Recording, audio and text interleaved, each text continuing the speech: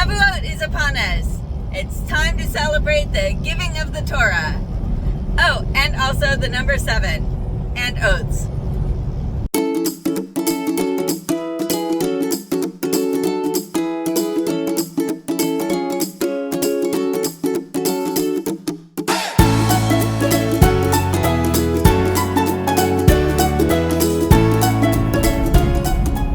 Welcome back to Hebrew Vocab Boost.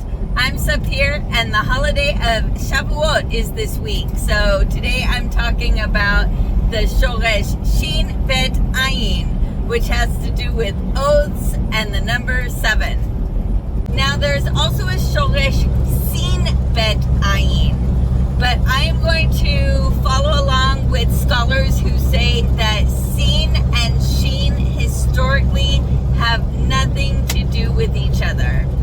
They say that traditionally there was always a separate sound for Sin as there was for Shin, and that when Hebrew speakers started using an alphabet, they were borrowing from a language that only had that one sound, and so they just used the one letter for two sounds.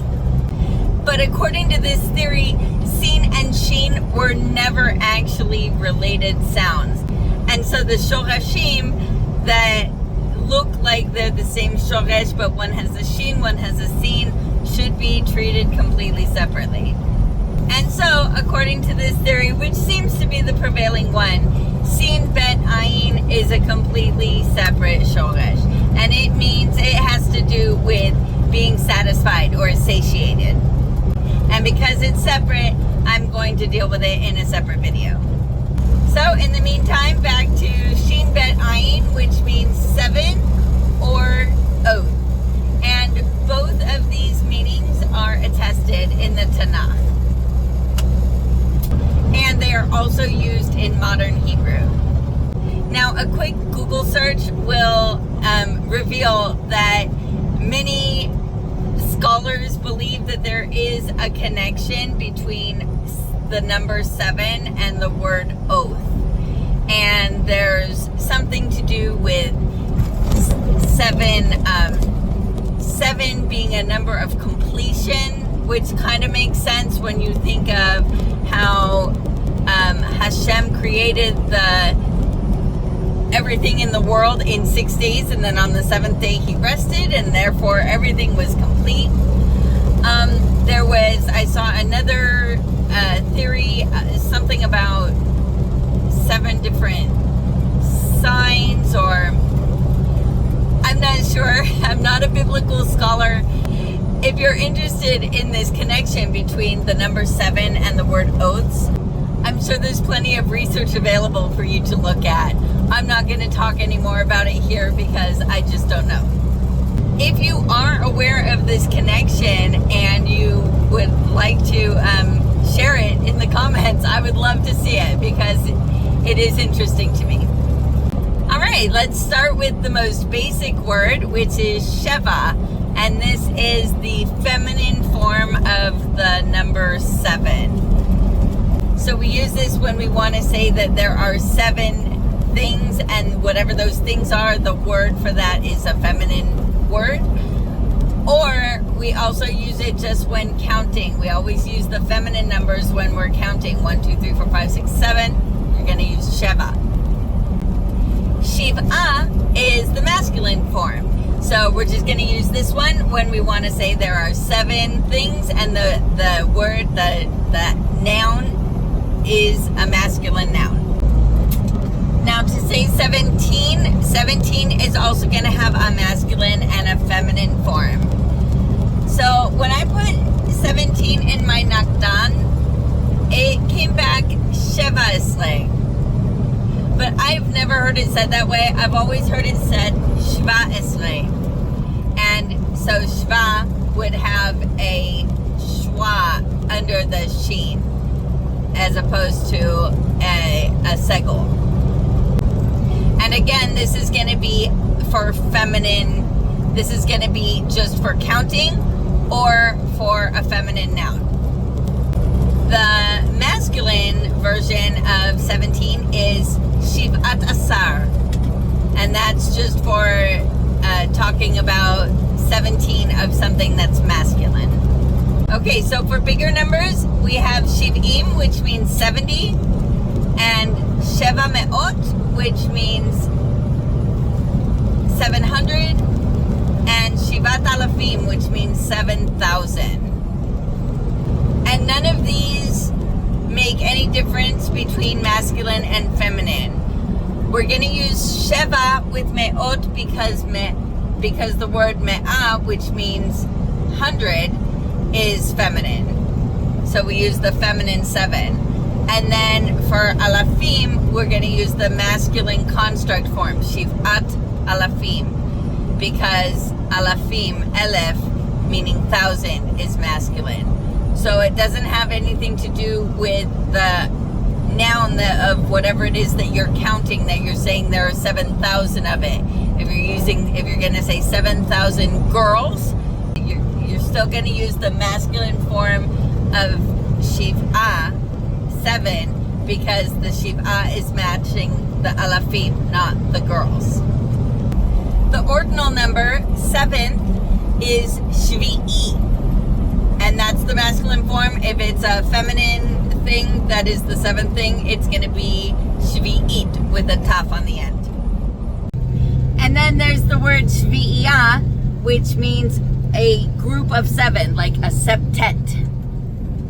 And then there's the word shiv'atayim, which in the Tanakh was translated as sevenfold, but these days it seems to be less specific. It means many times over, not necessarily 7.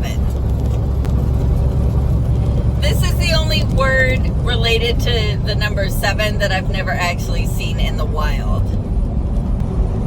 There are also a couple of phrases that use this number 7. And the first one is Shiv'at Haminim, which means the 7 species. So this is a smichut phrase, even though 7 is not a noun. Most smichut phrases have at least 2 nouns, and that's what makes them smichut. But numbers also have construct forms, smichut forms, and so when we want to say the 7 of anything, right? Even if it's the 7 boys or the 7 anything, we're gonna use the construct form of 7, and it depends whether this is going to be a masculine or feminine noun. But this particular noun, minim, is masculine, and so we're using the masculine construct form of 7, which is shiv'at. So shiv'at haminim, the 7 species. And this refers specifically to the 7 species that were traditionally found in the land of Israel. And so that's wheat, barley, grapes, figs, pomegranates, olives, and dates. All right, another phrase, a real super pleasant one, Shiv'a Medore Geinom. It means the 7 gates of hell, or the 7 circles of hell. And that is all I know about that topic. Now, of course, a period of 7 days is a week. And so we have the word Shavuot, which means week. Shavuot is a masculine noun, but it gets a feminine plural ending. And so we get Shavuot, which means weeks, and it also refers to the holiday that we're talking about this week, the Feast of Weeks, Shavuot. Shavuot celebrates the giving of the Torah on Mount Sinai, and so we celebrate by reading the Torah all night long and eating dairy, particularly cheesecake for some reason. And Shavuot is one of those time periods that has a dual form. So if we want to say 2 weeks, it's Shavu'ayim. It is not kosher to say Shnei Shavuot. We have to use Shavu'ayim when we are talking about a 2-week period. And then we have an adjective, Shavu'i, which means weekly. And if it's something weekly that's a feminine noun, it's going to be Shavuot with a taf on the end. And of course, the best time of the week is Sof Shavua, the weekend. And this is another smichut form. So if you want to say the weekend, it's going to be Sof HaShavua. Now in Israel, Sof HaShavua is Friday and Saturday. And so this is a little hard for Westerners to get used to. But like when we were there, my son went to camp from Sunday to Thursday, and then our days off were Friday and Saturday. And so now on to the meaning of oath or vow or promise. We have the word shvuah, which is a feminine noun meaning just that, oath, vow, promise. The plural is Shavuot. And so when you see it written, it looks just like the plural of the word that means weeks. And the only difference is the nikud. So that's why, because we don't normally write with nikud, they're going to look exactly the same. But weeks is Shavuot, and oaths is Shvuot. So it has a schwa under the shin rather than whatever the a vowel is under Shavuot. Lehishavea is a nif'al verb that means to promise or to swear. And lehashbia is a hif'il verb meaning to swear in or to like take an oath from someone, to accept their oath, their promise. In my life, I don't hear a lot about oaths and promises, and so I've never heard any of these last three words in the wild.